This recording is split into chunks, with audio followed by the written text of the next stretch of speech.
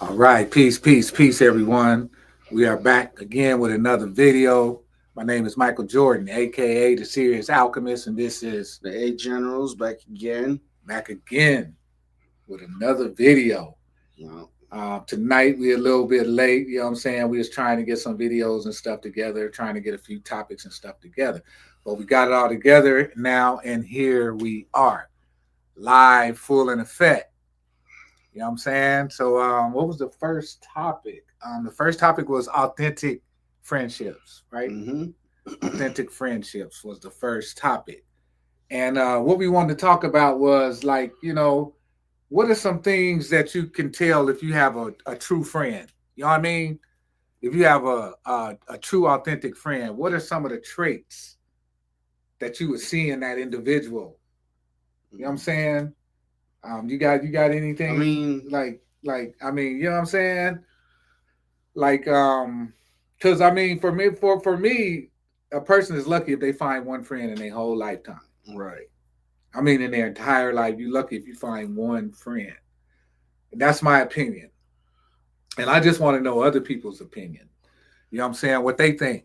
I think You know what I mean? traits to determine. I feel like it depends on the individual. Some people take, you know, um, trust would be a big one for a lot of people. Um, what would be another one? Maybe, Truth, someone can tell you the truth, but like, because if somebody lying to you all the yeah, but time, you would that trust that they would tell you the truth. I mean, I feel like people just want others around them that they don't feel like you're going to hurt them in the long run. mm-hmm, And mm-hmm, anyone that they're not catching those kind of vibes from, they're going to mm-hmm, see as a friend. mm-hmm, Um, mm-hmm, because you're not going to call anyone a friend you feel like is going to, do mm-hmm. you wrong. Right, right. But then you have the cases where you do have those feelings that you feel like, they won't do you wrong, and then they do. Mm-hmm, mm-hmm, So friendship is something we give ourselves to feel good. That's my opinion. mm-hmm, You can have true friends in mm-hmm, this world, people who mm-hmm, are genuine. I feel like there are some people that just want a friendship connection with others, not for any, other means other than to feel good themselves. mm-hmm, I feel like at the end of the day, that's all a friendship is, for you to feel good about yourself around other people. mm-hmm, So mm-hmm, what defines a friend or an authentic friend, mm-hmm, I feel like that's up to the person to define for themselves. Some people value certain things other than others. mm-hmm, You know, mm-hmm, mm-hmm, some people don't value trust as much. They're mm-hmm, doing crazy shit as well on their end. mm-hmm, So that's just my take on it. mm-hmm, mm-hmm. Well, I got a few quotes that I had wrote down what people said about what they thought Mm, true friendship was, or uh, what friendship is not. And this person said, "You've been betrayed not because you were weak, but because you believed in the version of someone they carefully performed. mm, From now on, you don't need performances; you need honesty. You chose depth over charm, truth over mask, mm, and that's me. mm. I prefer the honesty. Forget your performance. I Right, don't want your performance. right, You understand what I'm saying? I want your true essence of who you are, because that's who you're getting from me. right. Because, like I said today, authenticity is currency. The more authentic you show up, you know what I'm saying? Mm, The more real you are. But if you got a mask on, you know what I'm saying? mm, Then you know. And then I'm gonna read another quote. Somebody else said, I used to live for acceptance, always kind just to be liked. Then I realized they didn't love me. They loved the mask that never made them uncomfortable. That's where personal growth began. right. People go and find people that make them feel good. Yeah, yeah. Yeah. And then they put on the mask for them. Hmm. So I'm saying, well, I'm trying to, how do we know when people are wearing the mask? You know what I'm saying? But that's the thing, you don't. That's what there's the statement, don't trust anyone. I Mm-hmm. mean, you have to live your life by don't trust anyone, but you have to also understand that not everyone is out to hurt you. You can Right. still live your life and, Right. coexist with other people. Right. But at the end of the day, you shouldn't allow anything to get to the point where it'll hurt you. Not when it comes to other people. You should always have, a not a wall up, but be protective of your mental and emotional state. And That's a lot important. of times That's you get important. trapped in not even just friendships, but even relationships with other people. You get trapped because you felt safe in certain things, but they have certain qualities that you're not guarding yourself from that ultimately would ruin the relationship because you let them come in and hurt you that way. So just understanding what you're comfortable with and keeping those boundaries up, and you can't really be hurt by anything. You could be disappointed in the person that they would do that to you or attempt to do that to you, because if you protect yourself the right way, they can't do anything to hurt you. Right. But if they do manage to hurt you, I wouldn't be upset about it. I'd be more disappointed. Not in yourself, but be disappointed in them that they felt they had to put on a facade, that kind of thing. So that's my take on it. I've been through a lot of different friends. Like I say, I've got one that's been there since day one, has just been solid, but I've had a lot of people I saw as close friends, and, they switch up. Yeah. They were only there for the time being. They were there for you to learn something out of that relationship, that situationship. Yeah. And here's another comment somebody said. They said, this one really made me pause. Young's warning wasn't about isolating yourself. It was about waking up to projection. Most of us don't relate to people as they truly are, but as reflections of what we want or fear. We call it friendship, but often it's unconscious dependency. What's your thoughts on that? It goes back to the same thing. We surround ourselves with people that make us feel good. That's a dependency. We're not depending on others to make us feel good. So we'll put on a facade. They'll put on their facade. Whoever's facade breaks first. The other person's going to be hurt. So it's crazy. So should you just go through life really not having no friends, or should you just let your friend prove themselves that they're truly a friend first, and before you start getting close and doing all these things? I feel like a real, true, authentic friend wouldn't really have to prove themselves. They'd be consistent from day one. Right, exactly, because they wouldn't they wouldn't disrespect your significant other. Right. They wouldn't disrespect people that you care. They just wouldn't do though if they, you know what I'm saying? I feel like an authentic friend is a reflection of your authentic self. Really. And truly. And even whoever your partner is in your relationship, they're going to be a reflection of who you are and what you desire. So relationships is a step above friendships. Friendships, these are just people that you want to see out of yourself. So you're going to surround yourself with who you feel you want to relate to. Some people go and make the worst friends. Right. Those people actually look out for them. They see them as friends, but it's the wrong crowd. They're still friends, but it's just who you chose, you wanted to associate yourself with, and how you want to be seen, because they're going to be a reflection of you when you go out places. People see them, they're going to automatically think you're just like them, however they are. I go through all the time when I go out with my friends. They'll see one of us and think all of us are like that. Yeah. And here's another statement somebody wrote. No one is truly your friend. He said, no one is truly your friend, because the name of this video that I'm reading these comments from is called No One Is Your Friend. And he's saying, no one is truly your friend hit me like a slap, but somehow it unlocked a strange kind of freedom. I once exhausted myself chasing someone who'd fully understand me. This video reminded me, Young wasn't teaching us to mistrust everyone, but to be strong enough not to cling to anyone. Have you ever felt lonely even among your closest people? Right. So, it's kind of like, I don't know. And to say no one is truly your friend, though, I can't fully agree with that. Yeah, You I can't know, really agree with that either because I've met some solid folks. they're your friend until they're not. Yeah, it's kind of It's but to say there's no one can ever truly be your friend. I mean, I don't know. I kind of got to push back. I got to push back on that. yeah, and then because like I think if you got one friend in your lifetime, you lucky. Yeah. One true friend because like and I want to play this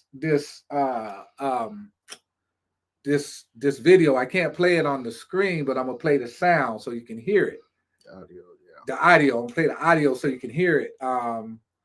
The name of the video is called "No One Is Your Friend," and I want to play it because I want to hear people's thoughts on the video.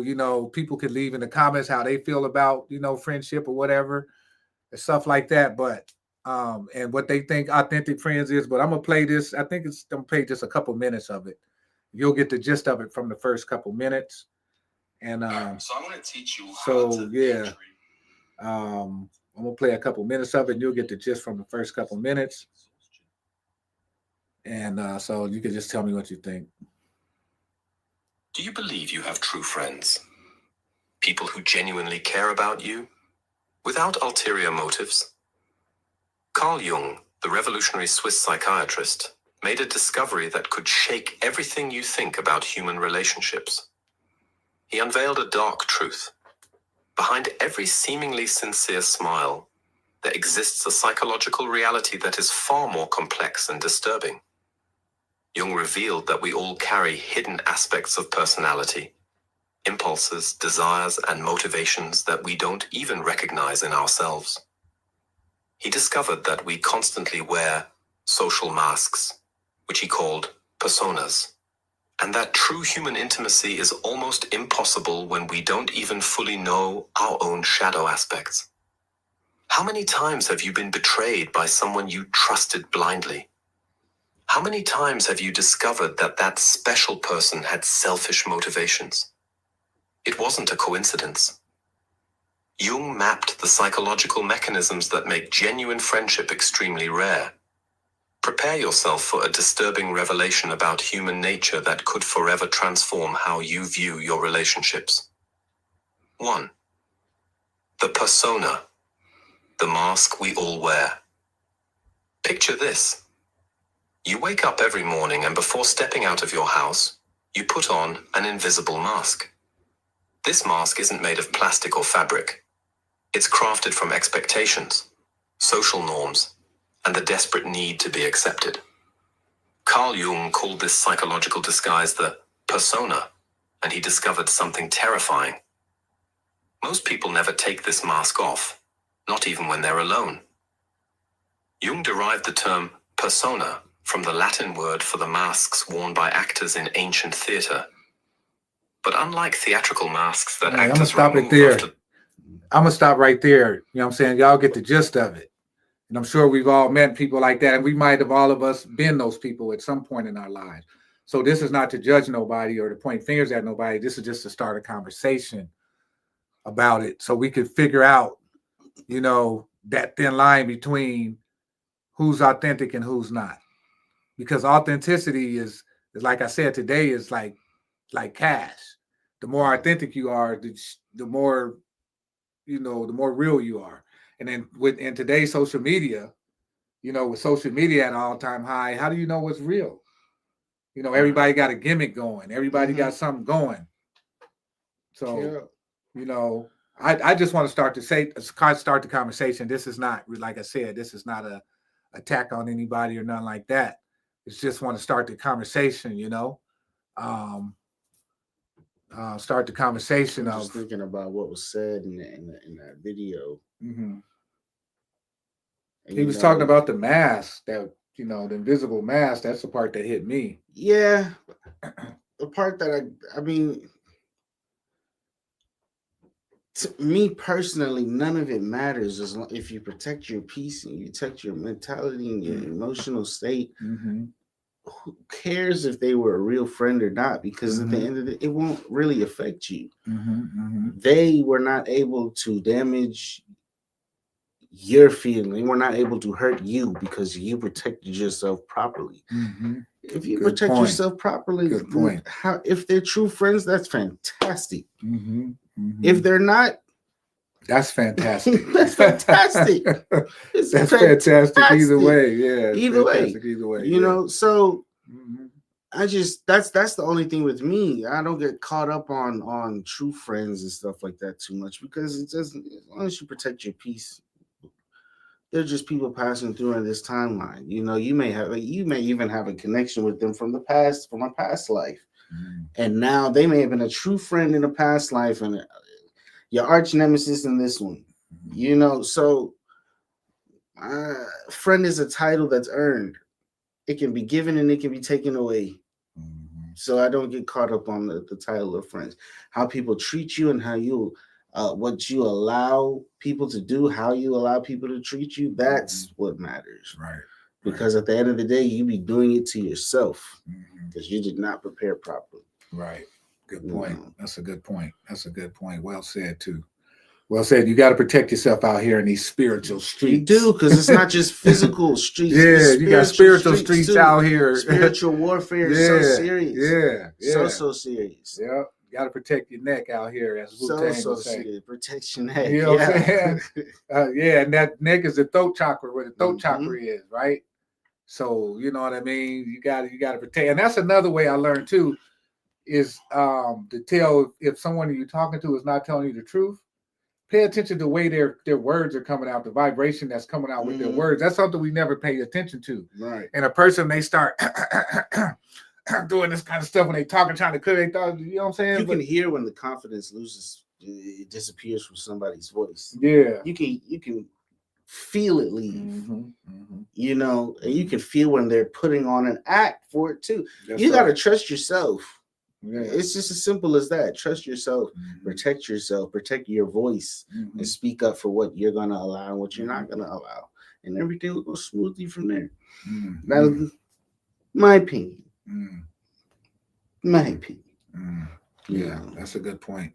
Yep. And then the next topic we got, family, is we want to talk about, is there a program or a system in place for young Black males to go into certain careers like rappers, basketball or football or entertainment? Because we noticed there's a trend that I think I read earlier, there's a trend to where a lot of young Black males only go for these areas to become famous or for a career or whatever. Rapping, football, basketball, or entertainment. So I want to start the conversation on that.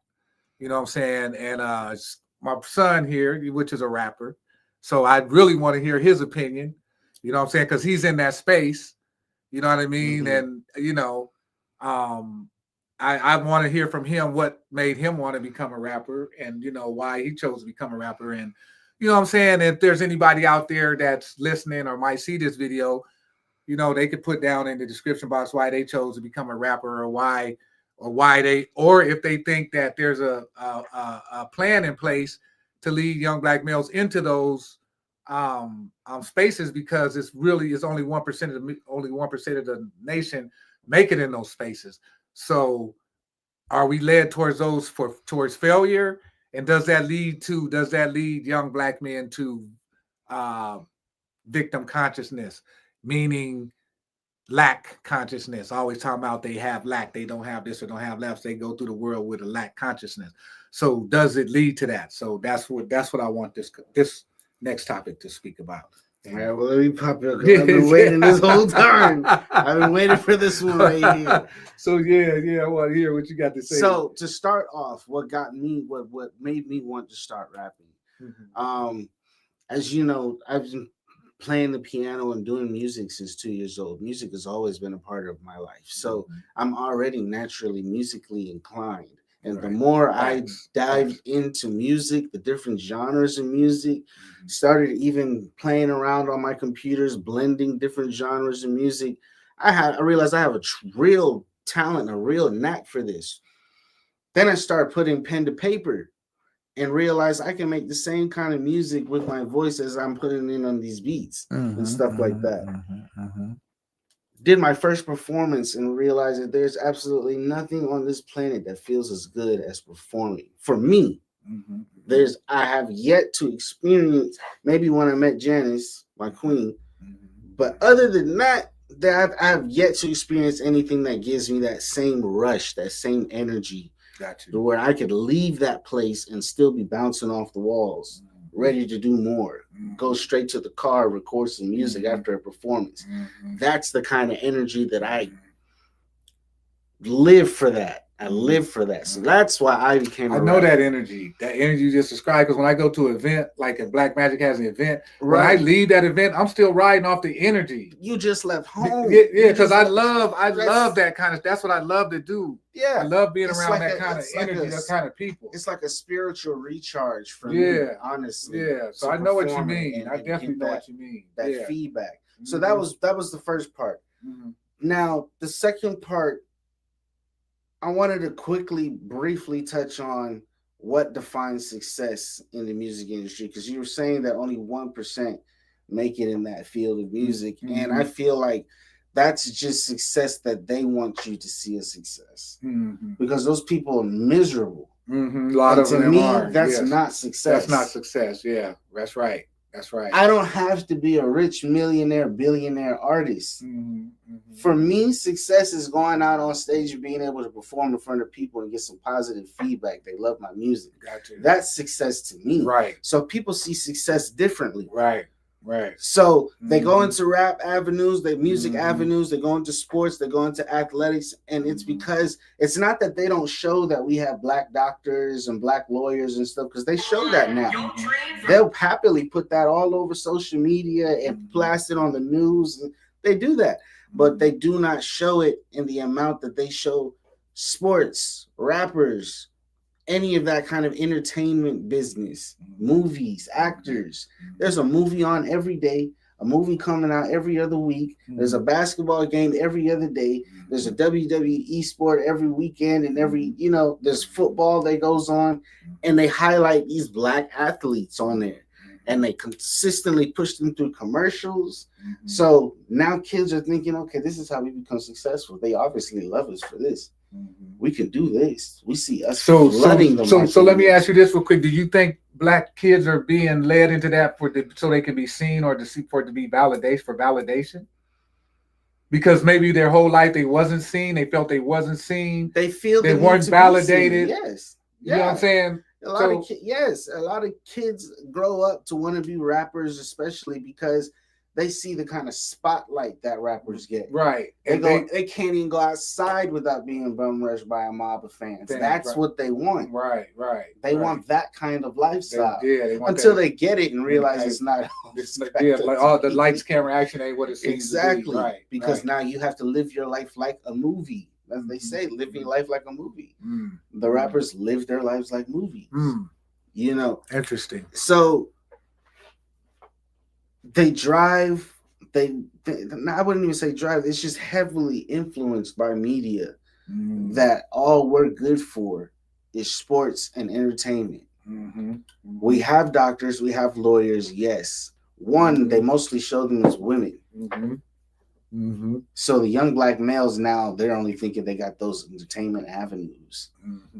You have to know somebody that knows somebody that has an uncle that's a lawyer and they're Black. And that's why I wanted to talk about this, because I hope somebody put something in the chat or somebody put something down in the description box and see what they put their thoughts in. You know what I mean? Right. What they feel, because it's just a conversation. Like I said, this is not, and that's what this podcast is really about. It's not to really point fingers at nobody. We just want to create the conversation to get people talking about it. We're going to have those kind of conversations that people aren't talking about. And we're not scared to talk about it. Right. We talking about it because it needs to be talked about. Because, it happens every day. Yeah. Every day there's another young Black kid that wants to be a rapper. They not just a rapper, a basketball player, football player, a football player, baseball player. Baseball now too. Yeah. So if it's athletic, if it's musical, Mm-hmm. or if it's got to do anything with being on a TV screen, Mm-hmm. we're all for it because that's what they push for us. Right. Media. They want entertainment. They want entertainers. They want shuckers and jivers. Mm-hmm. They don't mind us being that because they can control us in that setting. Oh, you want to act out? We'll take away everything.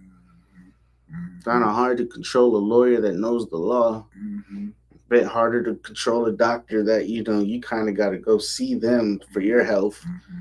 You can maybe blackball them from the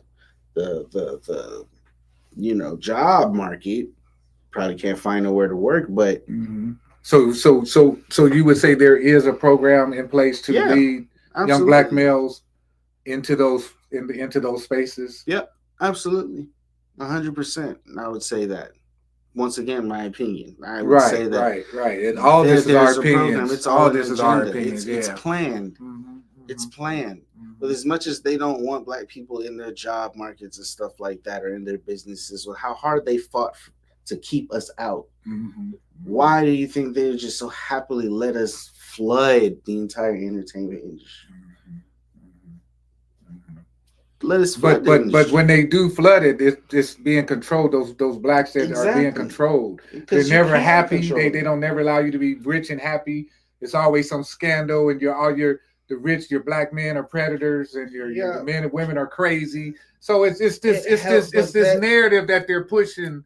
us in those positions helps them push that narrative because athletes are already seen as overly sexual people in the first place. Mm-hmm, They feel like they just muscles and stamina. Rappers already have a bad image. It's nothing but drug addicts and alcoholics that are just out there mm-hmm, for money and sex. So mm-hmm, when you let us into those industries, mm-hmm, they can control you and control the narrative of you as well. mm-hmm. Because the moment you start saying no, oh, They're he's gonna start strung trying out to on pull, drugs. yeah, start. Oh, he molested this young girl over here. Mm-hmm. They Or start or they throwing start stuff trying to at pull, you. they start trying to pull the plug on your, Yeah, on exactly. your money. Exactly. Mm-hmm. Forget the money. At this point, it's more they do damage to your social status, your image itself. Mm-hmm. That's that cancel culture came in and you know. Kanye has said some crazy things. Mm-hmm. Don't get me wrong. That way, Kanye, we miss old Kanye. We do. Mm-hmm. But he does say a lot of true things, and they don't like it. Mm-hmm. So they attack him. They do. Mm-hmm. And they blackball. They keep him out as much as possible. But I don't think Kanye really deep like that. No, I'm not saying anything about him being deep. I'm saying he says stuff they don't want him to say. Okay. So they try to silence him. Okay. Yeah, I'm not saying he's deep at all. Mm-hmm. I'm saying he says stuff they don't like. Right. Got you. I got you. And make it very clear. They take away his endorsements and all that. Right. Right. Right. I got you. So I'm not saying he's deep. Right, I'm just saying he does speak his mind. Mm-hmm. For sure. Mm-hmm. And he lets you know when they're pissing him off. Because he'll start speaking and saying some wild shit that they don't like to hear. Mm-hmm. So that's how I feel about that. Yes, they're programming our young black males. We have to be aware, and we have to show our children that there are other avenues. We have lots. We have tons of doctors. We got tons of lawyers, physicians, scientists. There's tons of us. We're not. But just I think some of us need to look into alternative medicines, like natural medicines, into these new sciences that are coming out, like astrology, numerology. I think those spaces are going to be the new leaders in the world to come. As those spaces become more popular and known by our community, because you got to understand they limit what they let into our communities.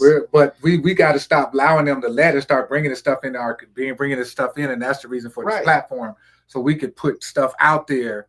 You know what I mean, and let people know that these things exist. You know what I'm saying? So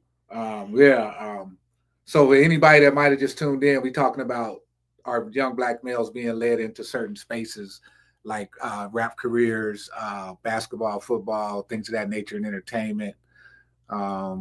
We speaking on, is there an agenda to lead young black males to those spaces, knowing that only 1% of the country can make it in those spaces, and most of those young black males aren't going to make it, pretty much, and this is going to lead to a victim consciousness or mentality, and then they just give up on everything else because they didn't make it in that particular field. So that's the conversation we're having right now. That's what I'm saying. You got to create your own success, at least from a musical standpoint. In music, you have to define what success is for you. If success is going to be all the glitz and glam and all the the interviews and paparazzi mansions and the big cars and the girls everywhere, if that's what you're looking for, yeah, you're going to feel like you failed either if they don't let you into that world, or if they do let you into that world and you end up losing it all. So you have to be very careful what you define as success. That's it. Yep, that's it. Facts. Okay, the next issue we're talking about is blacks and other races and issues. You got that video? You got that video on your phone? We're gonna play the audio to this one as well because we couldn't really get it to play on the screen. But we do have one video for y'all to end the podcast with. That's going to close it all off for us. But we have one video here about this. This topic is kind of a heated topic. You know what I'm saying? And we just trying to get the conversation started. Like I said, ain't no right or wrong in these conversations. We just trying to get the conversation started. So this conversation is about other races, how they feel about Black Americans. It's more about when I came up with the topic, it was more about should Black people be involved in other races' civil issues. There you go. That's it. That's it right there. Because I'm pretty sure we all know how other races feel about us in a general sense. But hearing her say it kind of puts a stamp on it. It does. But she's also I'll play the video and then we'll talk. Yeah, play the audio because we can't play the video. We're gonna play the audio, and then y'all tell us what you think.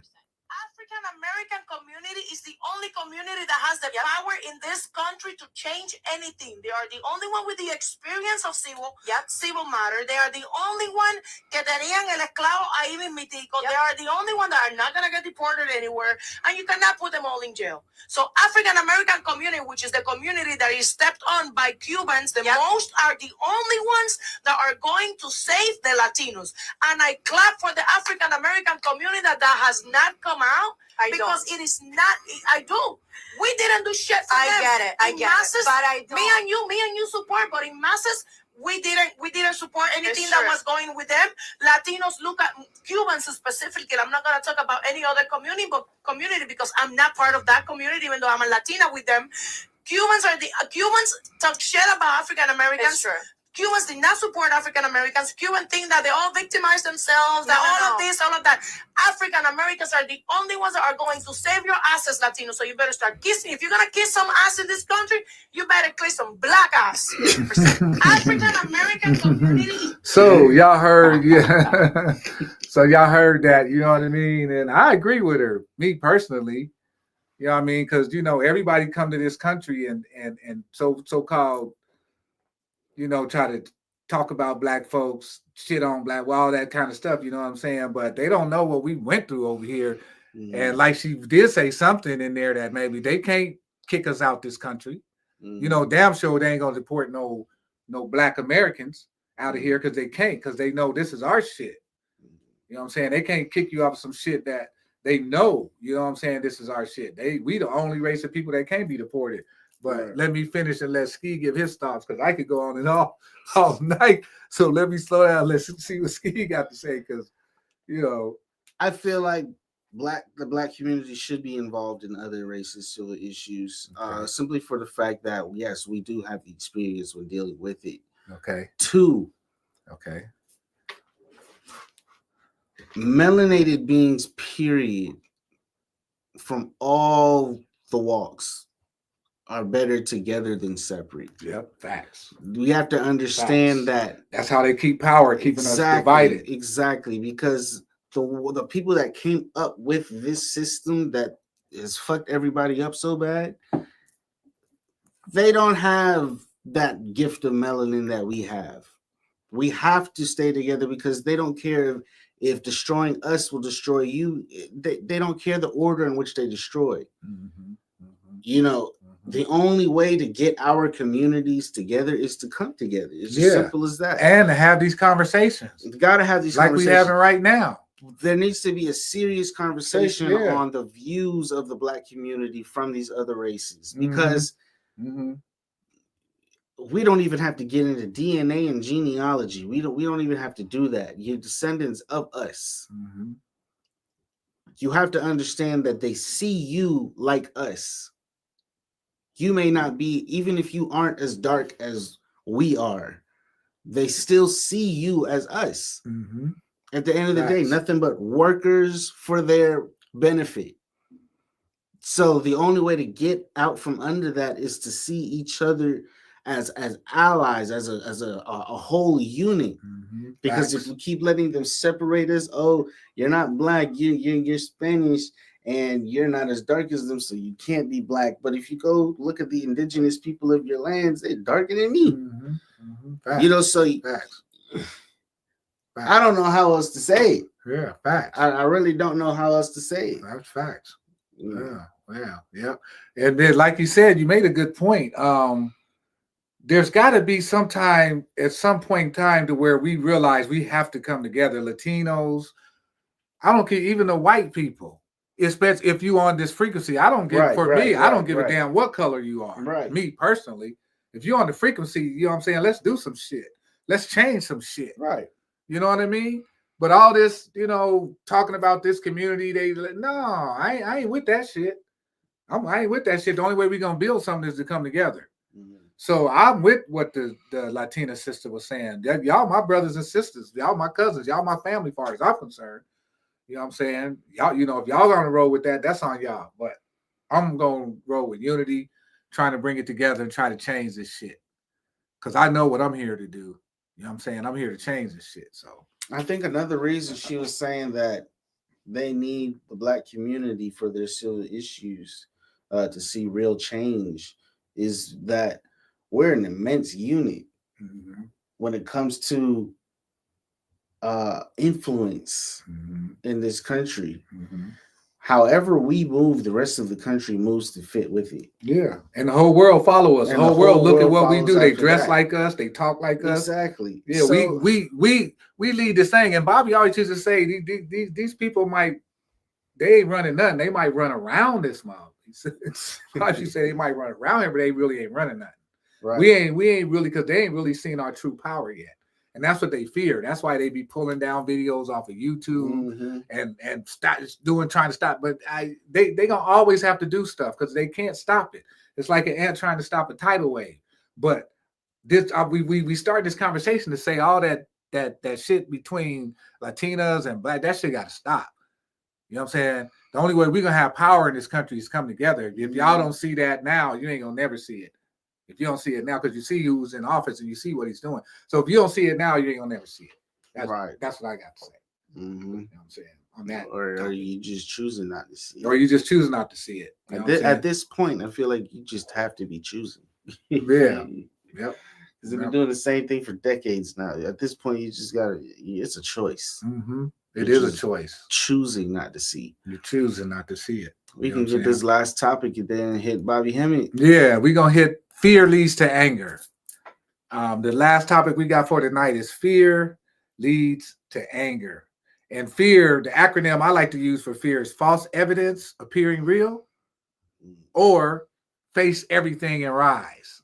Both of those are acronyms for fear. Me, I like face everything and rise. So that's what I do. I ain't hiding from shit. I don't give a fuck. Excuse my friend. I ain't hiding from shit. I ain't scared of shit. Don't fear shit. I'm fearless.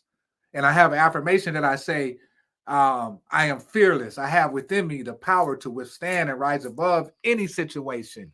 Even these impossible situations are in line with my attaining enlightenment. And those situations will pass away, just like the clouds blocking the rays of the sun. Ashe. I say that every day. You know what I'm saying? So we have to learn to become fearless in this world. So fear leads to anger. If you got any fear, you're going to be angry. If you got angry, you got fear. If you got anger, you got fear. If you hold on to fear too long, the reason it makes you angry is because you can't find a way out of it. you realize you're afraid but don't know how to deal with it. So now you become angry, like, what the fuck? Why am I so afraid of whatever it is? Why can't I find a solution so I can stop being afraid? You're not angry at what you're afraid of. You're more angry at yourself that you can't seem to find a way out of this situation. And it's something I've had to deal with, you know. Some people figure out their way through it differently. You know, some people may need to. Fear doesn't induce fight or flight. Sometimes you either got to fight or just leave. Flight doesn't necessarily mean you're running away. Flight can also mean you're excusing yourself from these circumstances or situations that cause you to feel that way. So it doesn't necessarily mean you're running away. It simply means you're removing yourself from the possibility of having to feel how you're feeling. You know, that's really all I got to say about it. Yeah, facts. Yeah, I got an affirmation too. Ain't nobody fucking with me. That's my affirmation. I feel you, and I want to read this. I got a subscriber. I think it's a she. I think her name is Shanti. I want to shout out Shanti. I want to give a shout out to Shanti. She said something that really made my heart smile. And she said, "Today I was reading Nur Masaha's Palestine, a 4,000-year history, and his introduction, he recommended Keith Whitelamb's book, The Invention of Ancient Israel. So I came to YouTube and entered the title and found you. Thanks for the encouraging words about Keith's efforts. I'll get the book and gain some understanding on the situation at hand. I enjoyed your vibe. You've got a beautiful soul, and I see that you are doing important work to make the world a better place to live. Count me subscribed." So that made my day when I read that. So I want to give a shout out to Shanti. Thank you for that. Whoever you are, that really made my heart smile. And that's why I do this. I just want to tell people that's why I do this. This is worth more than money to me, what I just read to you. It just I'd rather have this than money. So if you really know me, you don't know me if you think I'm trying to, if you know what I'm saying, I'll try to be authentic as possible. If I try to get over on somebody, I'm getting over on myself. You see what I'm saying? I don't even think like that. I don't even move like, you know what I'm saying? Right. So when I read that, it just made my whole world better. That feeling right there is the same how I feel when I go perform up on stage. Right. So you know what I mean? Yeah. So that's the best feeling in the world. Money can't give you that. Money can't give me that. You see what I'm saying? So I want my subscribers to know, you know, shout out to Shanti for that. And then now we're going to play this video with Bobby, and then we're going to end the podcast for tonight. But I want y'all to check out what Bobby got to say, and then we're going to talk about it. Isaac Hayes for Shaft and Quincy Jones. Right. But Eminem, a newcomer, got a doggone Academy Award for that fucking movie. Dumbass movie. But rap was already in for damn near 17 years before they could even master it. Right. It came out in 79. Right. The point I'm trying to make here is, we talking chaos here. And you got to come out of traditions. Right. You got to come out of the traditions. You see what I'm saying? So I'm not trying to knock your school and knock the people you're in. What I'm trying to say to you, that was all fine and where it was. You see what I'm saying? And he did a good job, commendable. You understand what I'm saying? But I just want to stop this right quick and say something real quick, that this lecture right here is really got a place in my heart, because I was at this lecture. I was in the room at this lecture. Me, Uncle, you remember Uncle Keck? Because his nephew used to come spend the night with you. But me and Uncle Bobby, we paid Bobby to lecture us at night. Bobby lectured us for like 12 hours. So I just wanted to say, this was April 22nd, 2005. Bobby Hemmett.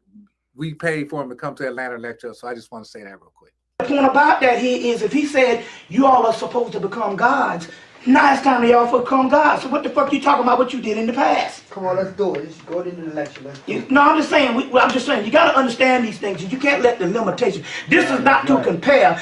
It's just like one of the brothers back in, when we was going to see Dr. Ben and John Henry Clark, he was sitting up there always mad because he was on Elijah Muhammad. And I told him, I said, look, the messenger Elijah Muhammad did a certain work that stands on its own. It don't have to be compared to something else. It stands on its own. That's the problem. We compare shit too much.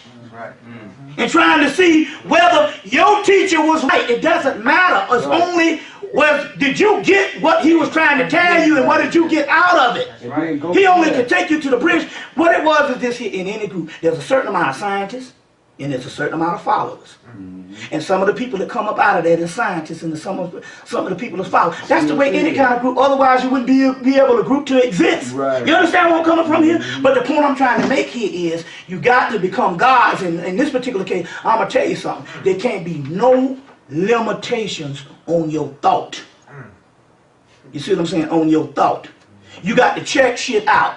Now, the reptilians that they're talking about, if you don't get this motif, you might as well go home now because it's all talking about the Kundalini energy. The next thing here is this here. That Kundalini energy is a feminine energy. You see. Now I'm going to go into some things right now and it's going to end up a certain place. Y'all all right? Yeah. See what I'm saying? Y'all all right? Yeah. You see. But we talk, this is different now. You see, this is different now. That's why I never started a group. I put out the information and I keep moving. There you go. You see, I keep moving. You see what I'm saying? So I'm just trying to say, it's different now. We now have the ability, at this particular time, to shape our own destiny. You see what I'm saying? To shape our own destiny. And so that's what the deal is. So let's go into this thing. First of all, for you all to become on the higher level, you shouldn't start no groups. And what I mean here is, this is pertinent. This is chaos realm. This is how the gods, it's like Bruce Lee said, you got to be like water, my friend. Water don't have no standards. You see what I'm saying? There's no methodology to water. When you box it in, it'll find a little crack. Even the goddamn Hoover Dam is only built to last, what, about 150 years. And that bitch is coming down. They ain't built nothing that can hold back water. But it can be the softest thing. Babies are born out of it. You see what I'm saying? But it can be devastating. How you hell they think it wet? The hardest thing is a fucking mountain and the water down, wet down a mountain. Bust a fucking pipe. But water is the physical manifestation of chaos. It never stops moving. And what happens when water stops moving? It dies. It becomes stagnant and it dies, and then what happens? It evaporates. You're right. It evaporates. You see what I'm saying? So the concept here, when you're dealing with the gods, you see what I'm saying? Because let me explain where this is going so you understand how this works, how this magical universe works. It all works based on your heart chakra. That's what this Sri Yantra is. It's the supreme chakra. It's the heart chakra. There's a little dot in the middle. There's a little dot in the middle of this Sri Yantra. Inside of your heart chakra. What they're not telling you is this. There's a book. There was one put out. The woman put out the book when God was a woman. Yeah. And she mentioned something in the book. She's the only one honest to mention it. Because all the other people that was into the Egyptology thing was males. And they flinched at what they saw. So they couldn't bear to mention it. Wasn't until another book came out. It's a book called Egyptian Mythology by Geraldine Pinch. And in there, because it's another woman, she was honest. And she mentioned what she saw in them texts. And what she saw in those texts was Osiris was worshipped as a god that was slain, the god of the underworld. You see what I'm saying? They gave all the characteristics. And the other thing, he was worshipped as a mother goddess. That's the part that the other Egyptologists couldn't put up in there. We're going higher up into this mystery shit. Osiris is also represented as the god, as the sign of Venus. The other representation of the sign of Venus is the goddess Het Heru. Het Heru is a cow goddess. That's where you get your golden calf in the Bible. Osiris is called a bull. Why is it that Osiris is represented by Venus and Osiris and Het-Heru? Because Osiris is nothing but the masculine side of Het-Heru. Osiris and Het-Heru is the same. Now, in the heart chakra, this has all got to do with magic. You want the gateways open for you. In your heart chakra, the reason why most people can't get it out here because this knowledge resonates on the root chakra. So when it resonates on the root chakra, the root chakra can only give them things that is mundane, societal, and what society says is reality. That's because they're on that level of ride because the soul is still asleep. You don't even become awakened.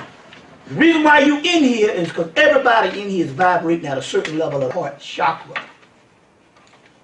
The heart chakra. And that's the reason why you are here now trying to get this particular information. You understand where I'm coming from here? Of the heart chakra. The key here is that heart chakra. In that heart chakra,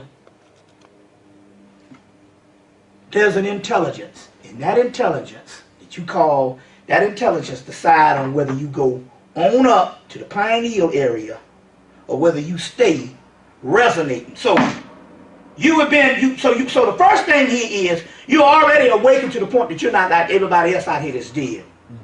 They say you stay 95, 85%. No, this motherfucker is like 0 point something. There's only like 2 or 3. Shit, it's like 0 point something amount of people that's awake. And the reason why you awake because you're resonating at a certain part of the heart chakra. Then the other part is once you get there, you got to go to the crossroads. Now that means you can decide to just stay at that level and be satisfied with the knowledge you got and you understand that these niggas out here dead, you know, or you'll cross over and start living magically. It's a difference.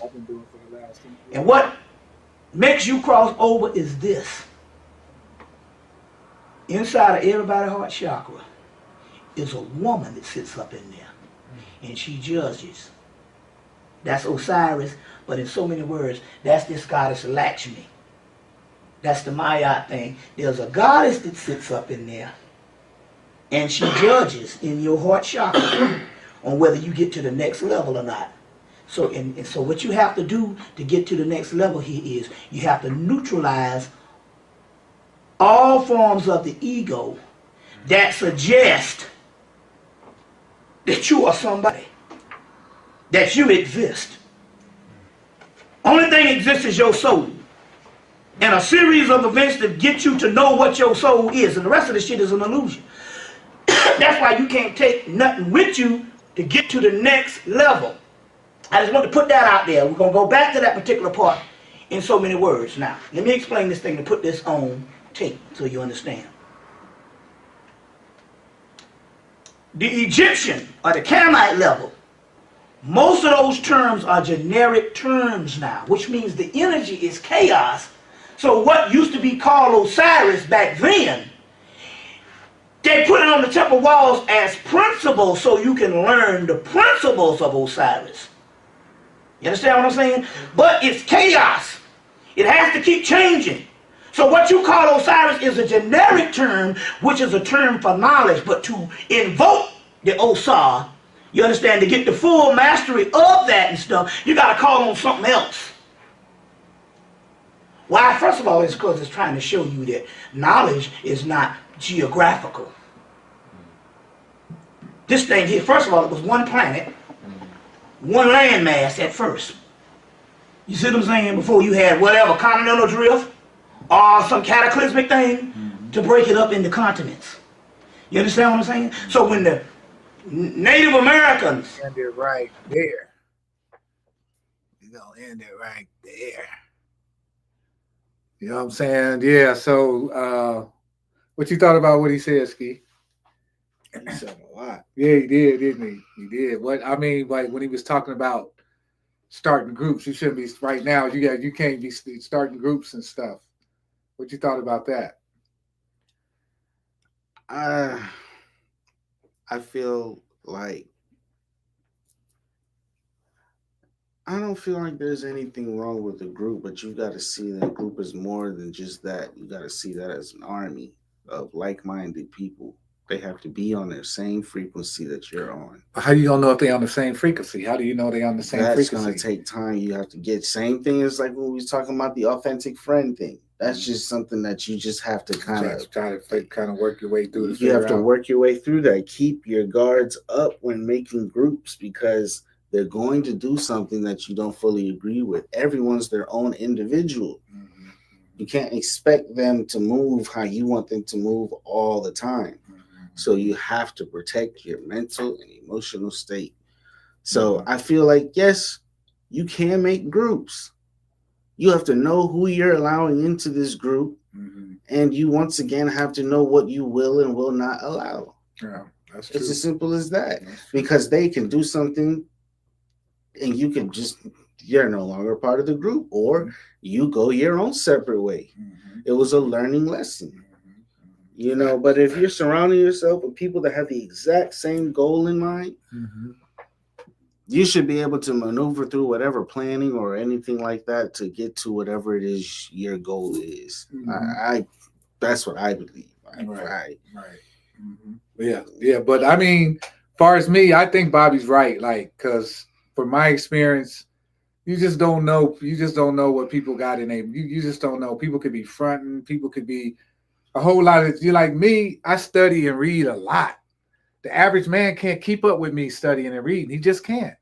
Yes, but take it as a learning lesson, and now you replace that member with someone who's more aligned with how you operate. Right. Someone who reads a lot. Yeah. That lives what it is. But also everything ain't in a book. I meditate a lot too. Yeah. So everything ain't always in a book. I'm not trying to say that reading is the end all be all, but it is important because they used to kill us if they caught us with a book in our hand.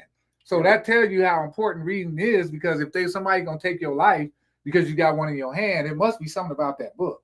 Right. What I'm saying is, I don't know how many people there are on this planet. Mm-hmm. At least about find someone 7 that billion meets your criteria. If they can't meet their criteria, then yes, you are truly 1 in a million. If they can't reach at least 9 out of 10 of your criteria. I don't know, man. I don't know. It just, I don't know. I hear what you're saying, but I just feel like there's always going to be somebody out there that has what it is that you need. There's opposites. You might be one way, this person is the complete opposite. Thus, they didn't work out. But where there's them, I mean, there's too many people for it to not be another situation where there's another quote unquote you out there. Someone who moves and operates exactly how you do. But I'm not looking for me, so to speak. Right, but you're looking for someone that would be able to keep that group what it was meant to be.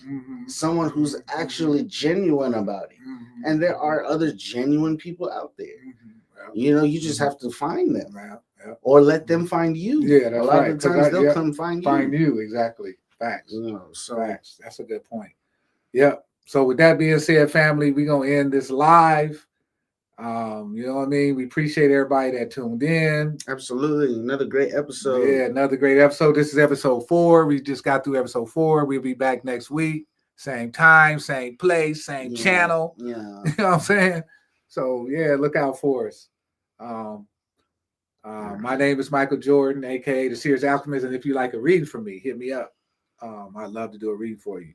You know what I'm saying? And then it's the 8 generals. Same thing every day. If you got anything going on coming up? Nothing immediate. Okay.